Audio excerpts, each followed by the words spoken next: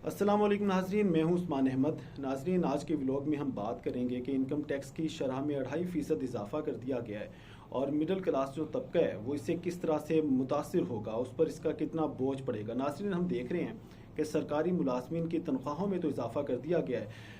बलूचिस्तान का अगर बजट देखें, सिंध का बजट देखें या विफाकी बजट देखें तो 30 से 35% इजाफा किया गया है। पेंशनर्स की पेंशन में इजाफा कर दिया गया है। और लेकिन जो निजी शोबा है वहाँ पर हम कुछ हालात डिफरेंट देख रहे हैं। निजी शोबे में हम देख रहे हैं कि जिस तरह से हमारा मुल्क जिस मुआशी कंडीशन से गुजर रहा है उसको देखते हुए निजी शोबे में ख़ास तौर पर जो मुलाजमीन हैं उनकी तनख्वाह में तो इजाफा नहीं किया जाता, बल्कि जिस तरह के मुआशी इस वक्त सूरत हाल चल रही है, हम देख रहे हैं कि निजी शोबों से मुख्तलिफ जो मुलाजमीन हैं उनको नौकरियों से निकाल दिया जाता है, या फिर जितनी वो तनख्वाह ले रहे होते हैं उतनी ही तनख्वाह पर उनको गुजर बसर करना पड़ता है। लेकिन अगर अखराजात तो देखें तो अखराजात तो दिन ब दिन बढ़ते ही जा रहे हैं।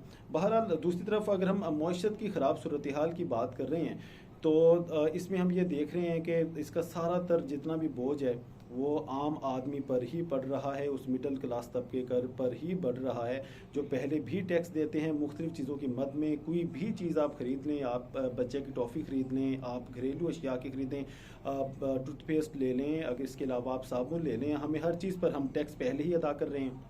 और अब इनकम टैक्स की मद में भी 2.5% इनकम टैक्स में इजाफा किया गया है और वो भी आम आदमी पर ही इसका बोझ पड़ेगा, उसको इसका बर्दाश्त करना पड़ेगा। लेकिन नाज़रीन, इसके साथ साथ हम देख रहे हैं कि IMF की तरफ से भी ये एक शर्त रखी गई थी कि आप इनकम टैक्स में इजाफा रखें, इससे मुल्की रेवेन्यू में इजाफा होगा।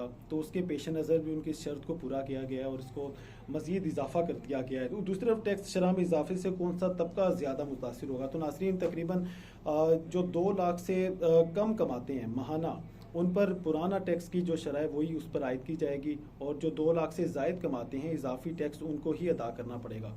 अब हम देख रहे हैं कि हमारा ज़्यादातर जो है वो 2 लाख से नीचे माहाना ही कमा रहे हैं और उन पर तो ज़ाहिर बात है वो टैक्स का इतना बोझ नहीं पड़ेगा, उन्हें पुरानी शरह पर ही टैक्स अदा करना पड़ेगा। लेकिन 2 लाख से ज़्यादा कमाने वाले माहाना जो हैं वो इसकी जद में आएंगे, वो पहले भी टैक्स अदा कर रहे हैं, उन्हें मज़ीद इजाफी टैक्स भी देना पड़ेगा। अब हुकूमत इस हवाले से क्या कर रही है? हुकूमत को इस हवाले से तवज्जो देनी चाहिए, लोगों को टैक्स नेट में लेकर आना चाहिए, उन इदारों को, उन शोबों को, उन लोगों को जो कि टैक्स अदा नहीं कर रहे उनको टैक्स नेट के अंदर लेके आना चाहिए ताकि वो भी इनकम टैक्स अदा कर सकें। क्योंकि जितने भी लोग ऑलरेडी टैक्स दे रहे हैं, वो इदारे, वो जो शोबे हैं, वो जो टैक्स दे रहे हैं, अब ज़ाहिर बात है जो इनकम टैक्स में इजाफा हुआ है उसका बोझ उन्हीं शोबों पर, उन्हीं लोगों पर आएगा जो पहले से टैक्स अदा कर रहे हैं।